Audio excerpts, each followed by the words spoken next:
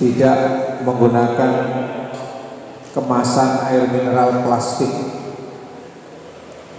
Kenapa tidak menggunakan air mineral plastik?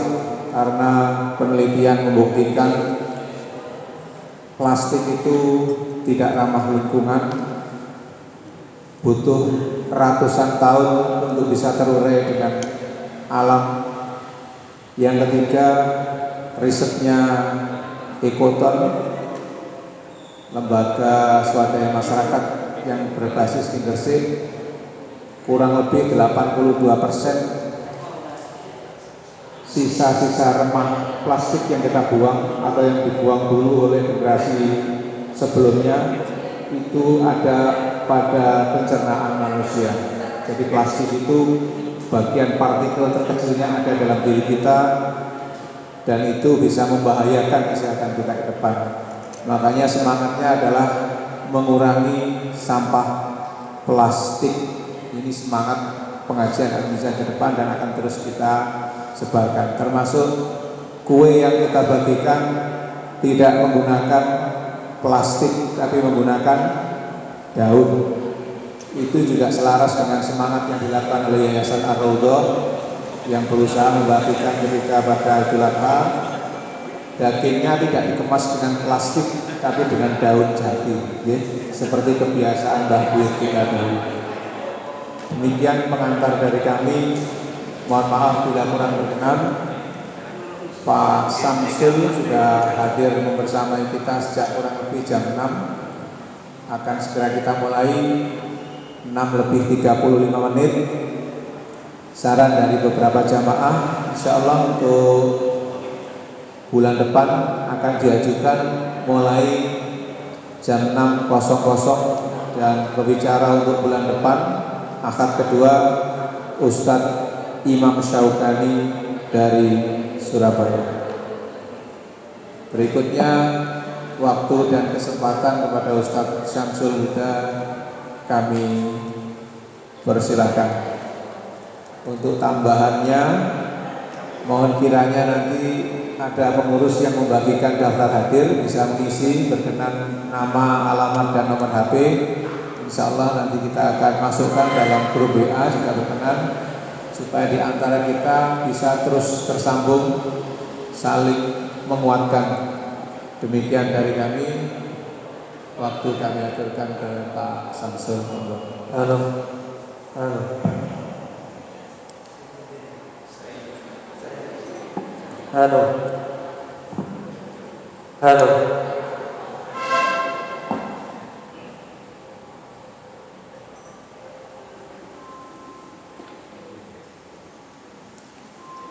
Assalamualaikum warahmatullahi wabarakatuh. Alhamdulillah, wassalatu wassalamu ala Rasulillah wa ala alihi wa sahbihi wa mawalah. Asyhadu an la ilaha illallah wahdahu la syarika lah, wa asyhadu anna Muhammadan abduhu wa rasuluh la nabiyya ba'dah.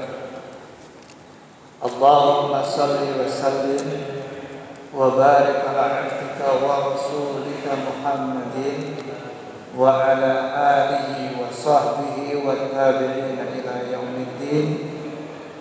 Ya ayyuhalladzina amanu taqullaha haqqa tuqatih wa la tamutunna illa wa antum muslimun. Ma'asyiral muslimin rahimakumullah, para jamaah sekalian yang berbahagia, kita sangat bersyukur kepada Allah Subhanahu wa taala karena masa pandemi seperti ini kita masih bisa menjalani kehidupan dan kita bisa sampai saat ini masih sehat walafiat. Tentu ini tidak lepas dari izin Allah Subhanahu wa taala. Semuanya berjalan sesuai iradah Allah Subhanahu wa taala. Dan tentu tugas kita adalah mensyukuri semua yang sudah kita terima ini. Mari kita syukuri dengan sebaik-baiknya. Mudah-mudahan dengan mensyukuri itu Allah menambah nikmatnya kepada kita. Para jamaah sekalian, ketika panitia meminta kami untuk menentukan tema, ya saat itu spontan saja kami sebut sehat dan bahagia saja. Munculnya tema itu, Bapak Ibu sekalian, itu semata-mata karena dorongan dan harapan agar dalam suasana pandemi kita tetap sehat. Dengan sehat kita bisa bahagia. Itu harapannya.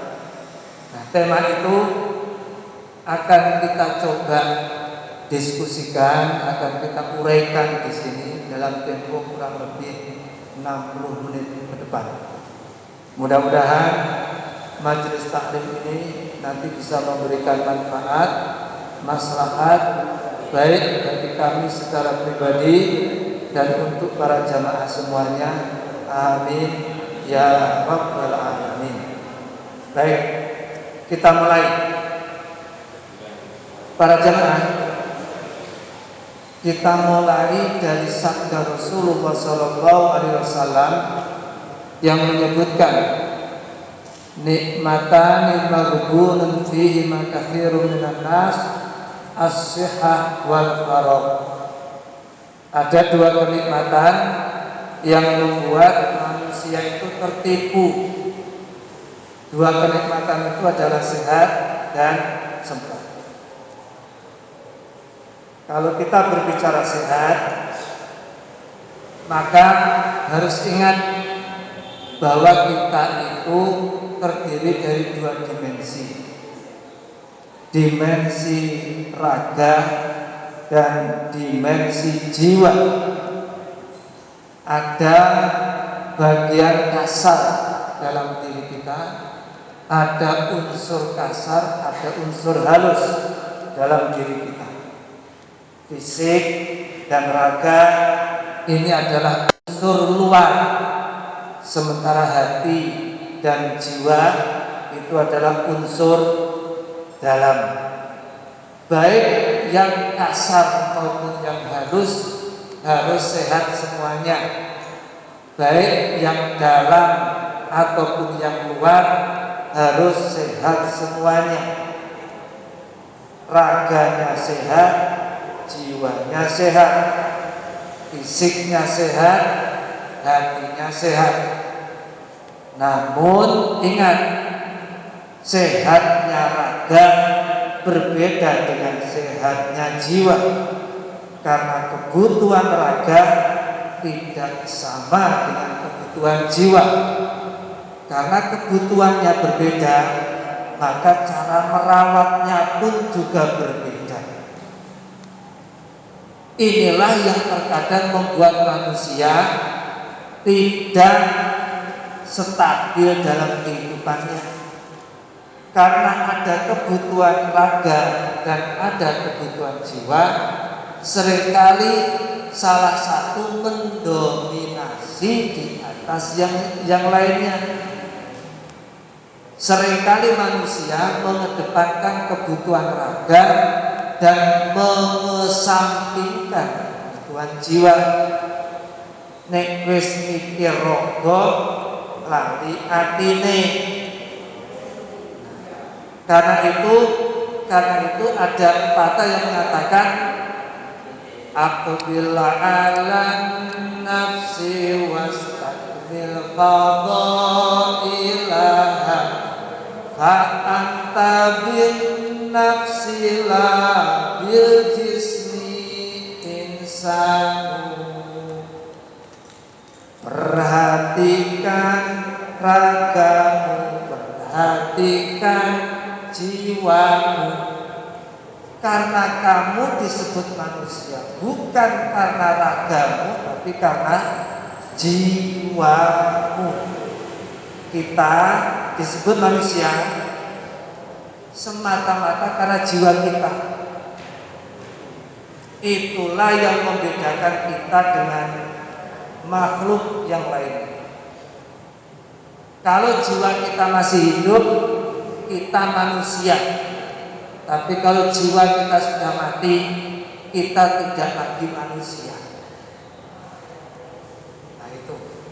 Nah hadirin sekalian, lalu ada lagi pepatah yang mengatakan, ya khadimal jismi kam tas'ali khidmatihi atatlubur ribha mimma fihi khusran.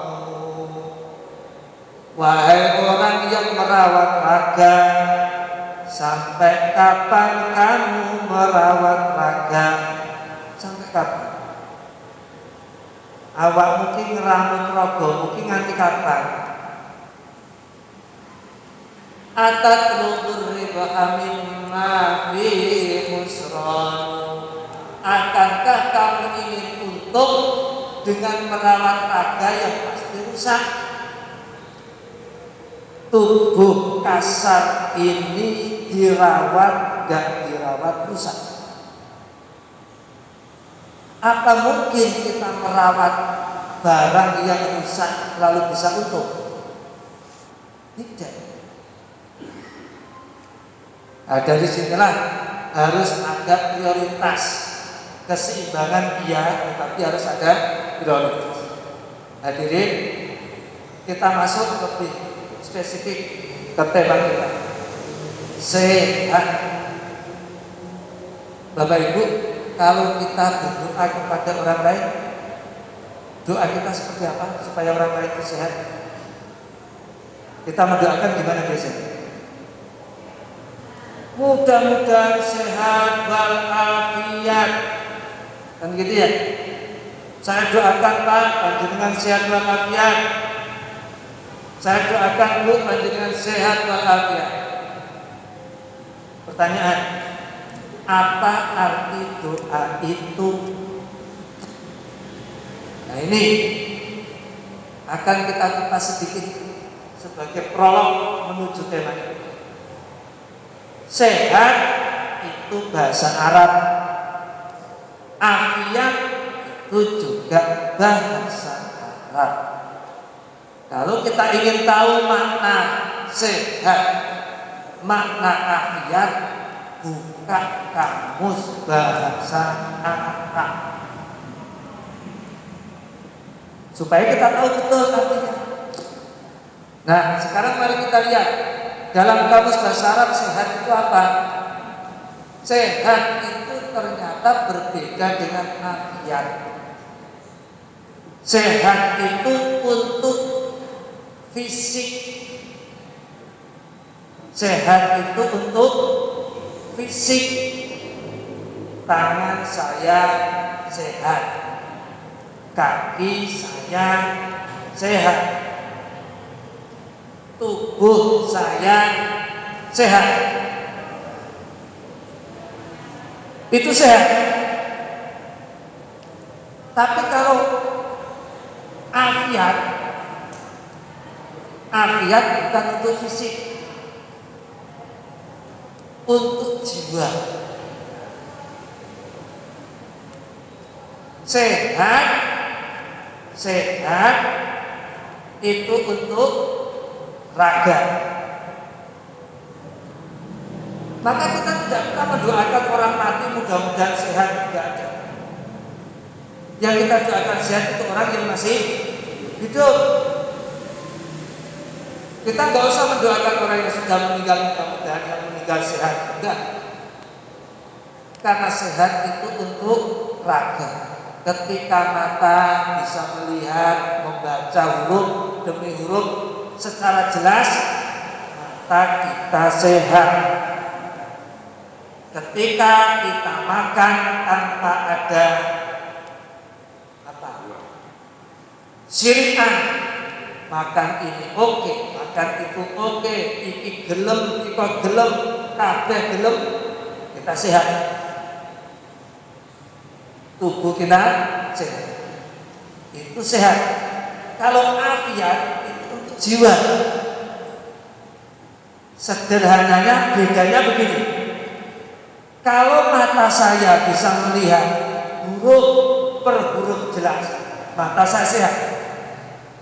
Ketika mata saya gunakan untuk membaca Al-Quran, berarti mata saya sehat karena bisa melihat. Mata saya afiat karena bisa baca Quran. Itu bedanya. Tetapi kalau mata saya bisa melihat saja, itu sehat. Tapi kalau mata itu kemudian, mohon maaf, saya gunakan untuk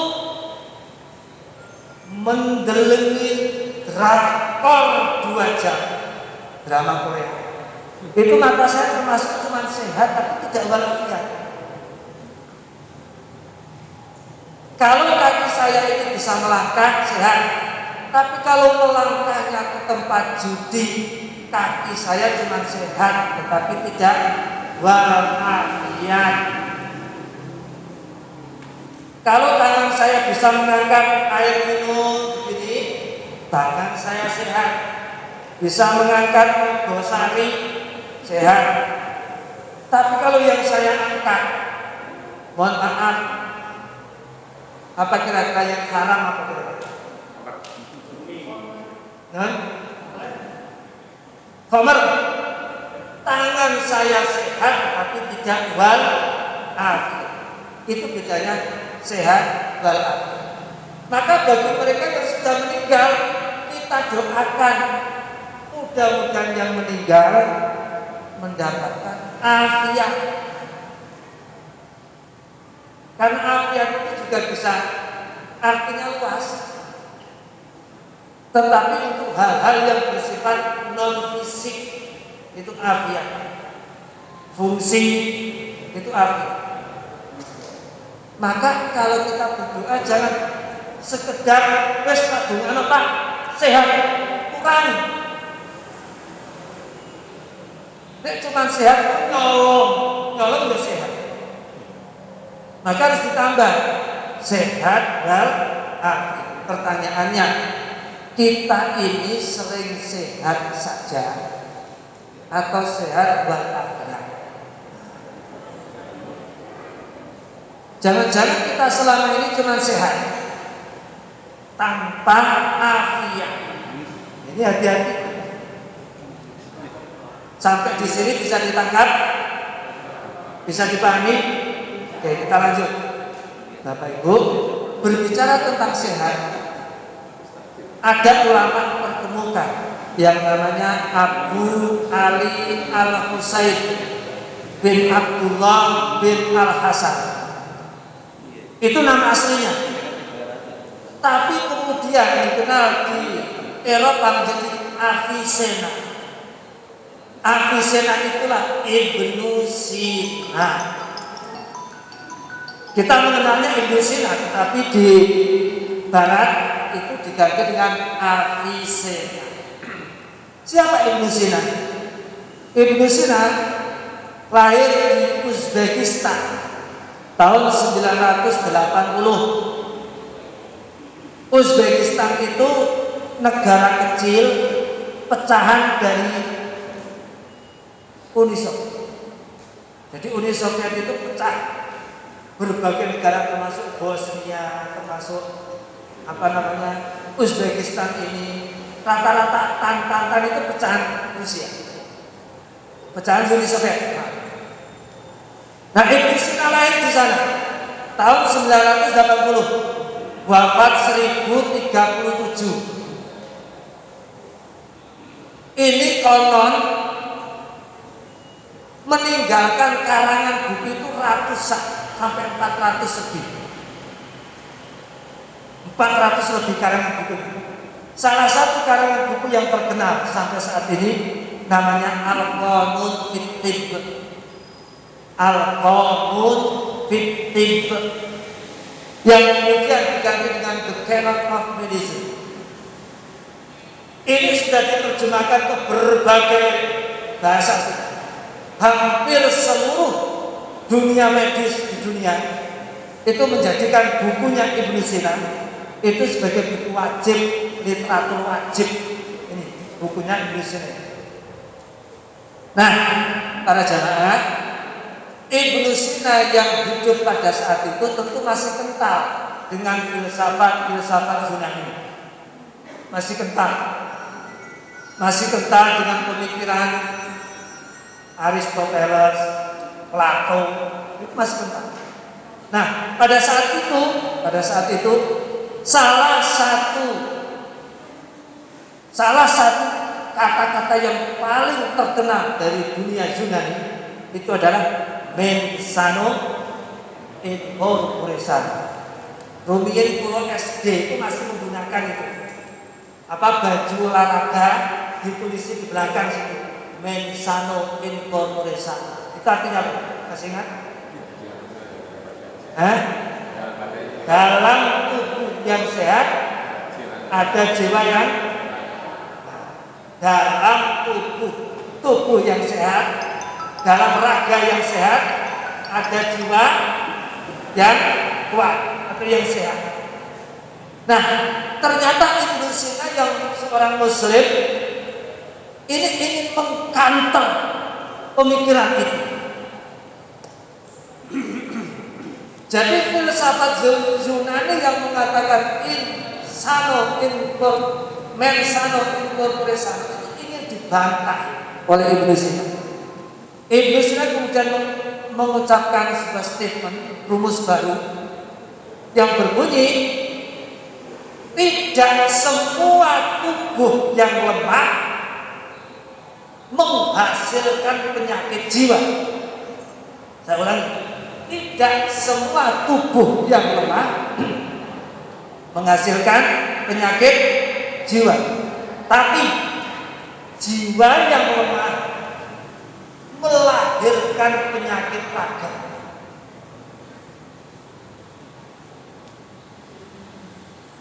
Bisa ditangkap, Pak?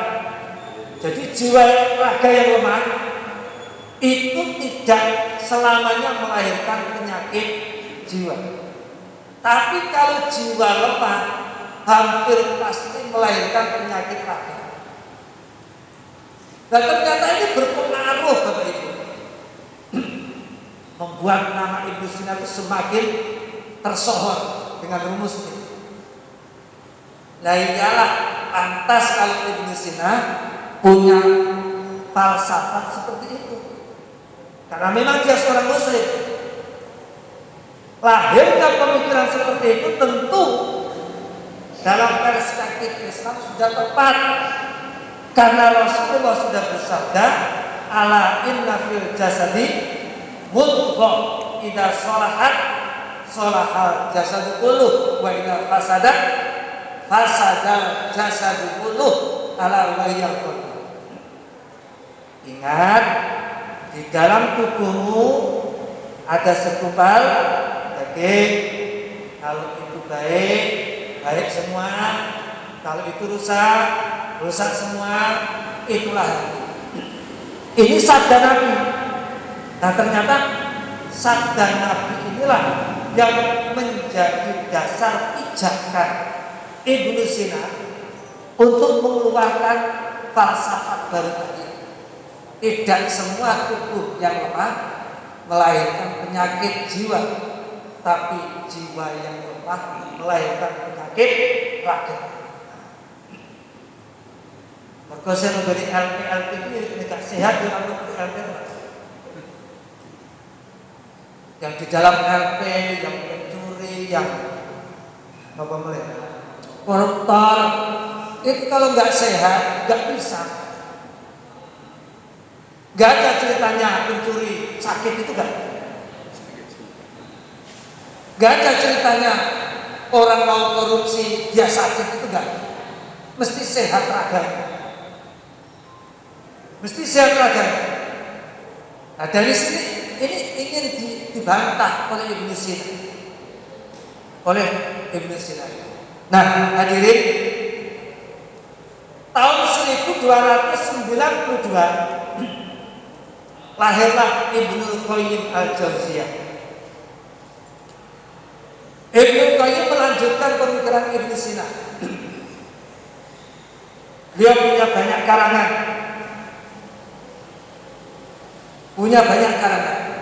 Nah, di dalam buku-bukunya Ibnu Qayyim al-Jauziyah secara tegas mengatakan untuk memperkuat pendapatnya Ibnu Sina bahwa seluruh penyakit raga muncul dari penyakit jiwa. Ini Ibnu Qayyim.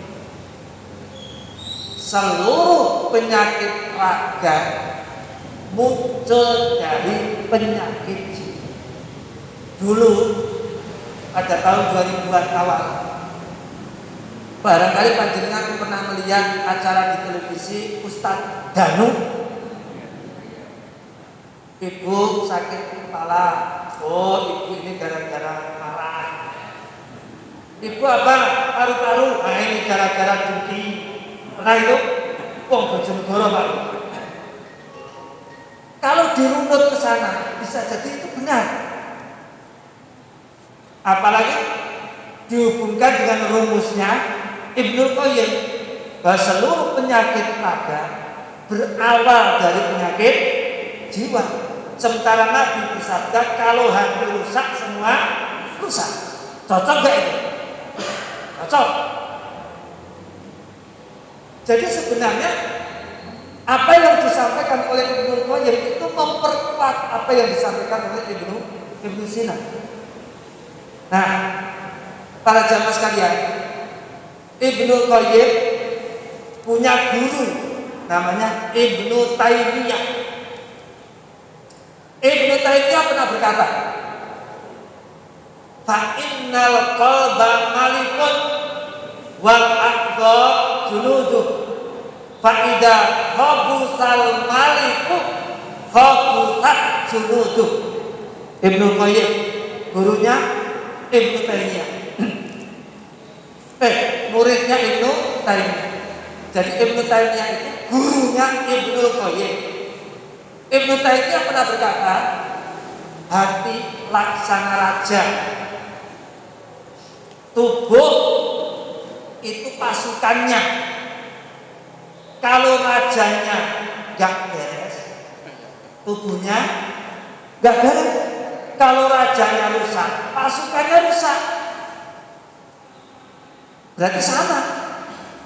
Artinya Ibnu Sina, Ibnu Taimiyah, Ibnu Qayyim dalam hal ini, itu masih banyak yang lainnya,